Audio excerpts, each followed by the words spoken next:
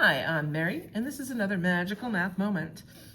We are going to be looking at solving quadratic equations by completing the square. This is a method that isn't always shown in Algebra 1, but I thought it would be worth mentioning here just in case you're looking for another way to solve these things. So we're going to start off by recalling factoring. So if I have something like x squared plus 6x plus 9, hopefully you recognize that as a perfect square trinomial. So we would have x plus 3, the quantity squared. Now, in case you're wondering, wait, what just happened? We can also look for the factors of 9 that add to 3. That add to 6. So x plus 3, x plus 3.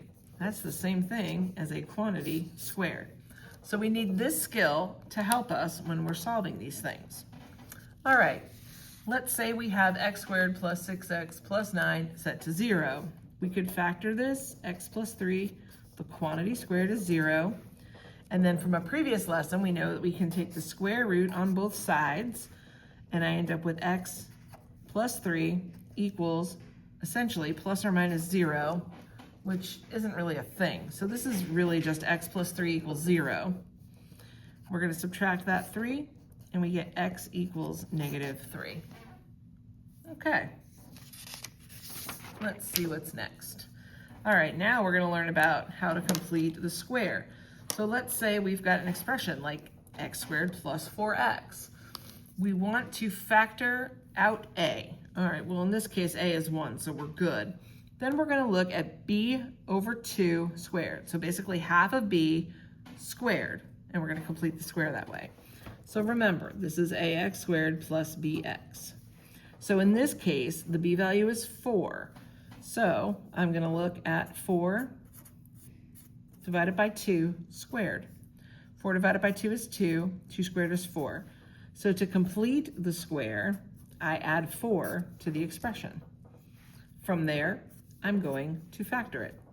X plus 2, the quantity squared. Now, in case you're like, wait a minute, where did you get that plus 2? B over 2. That's where that comes from, okay? So that's how you complete the square. It's not that exciting, but it's kind of cool, I guess. Now let's say we had to deal with it in a situation where we're solving an equation. Again, you're gonna factor out a, add b over 2 squared to both sides, and then you're gonna solve. So very dissimilar to what we just did. We're gonna have x squared plus 4x, and then I'm gonna put plus a space equals 0. I already know that I'm going to be adding a 4 over here. What I do on one side, I have to do on the other. So that's a little sneaky. I will tell you, students usually forget to do this on the other side as well. We know that this factors into x plus 2, the quantity squared. 0 and 4 is 4. Then we're going to take the square root. So we've got x plus 2 equals plus or minus 2. Next, we're going to subtract a 2. X equals negative 2 plus or minus 2. Negative 2 plus 2 is 0. Negative 2 minus 2 is negative 4. If you're unsure about what's happening, see part 1 so that you can see how to solve quadratics by square root. All right, let's try another. Okay, so now I've got x squared minus 2x is equal to 3. All right. I've got x squared minus 2x plus something equals 3 plus something. So I'm going to look at this negative 2.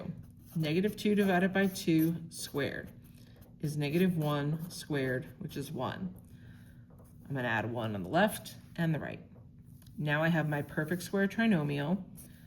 Do you know what's going to go inside here? X minus 1 squared. 3 and 1 is 4. What's with all these 4s? We're going to take the square root. I've got x minus 1 equals plus or minus 2. I want to get the x by itself, so we're going to add the 1 on both sides. So I've got 1 plus or minus 2.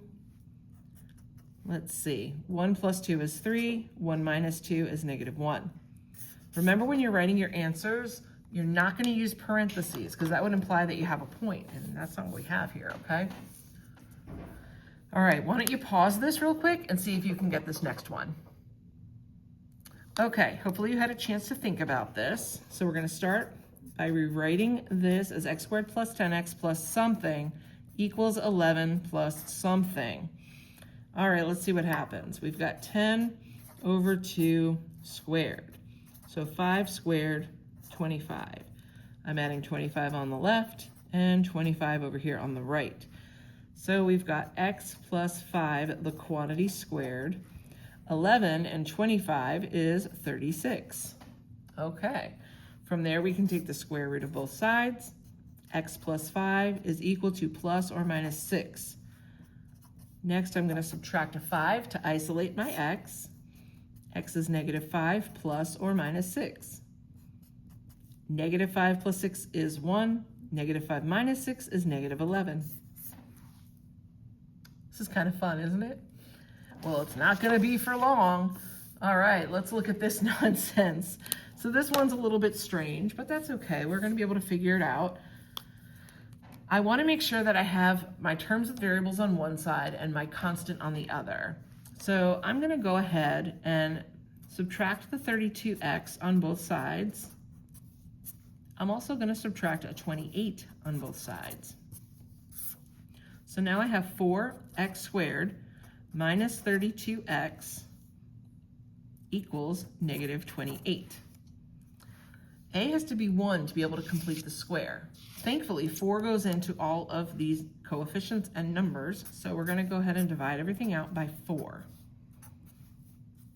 I now have x squared minus 8x. I'm going to leave plus space because I'm going to complete the square. Negative 28 divided by 4 is negative 7. Let's see what happens.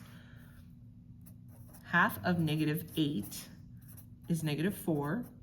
Negative 4 squared is 16. What I do on one side, I do on the other. Factoring on the left, x minus 4, quantity squared. On the right, negative 7 plus 16 is 9.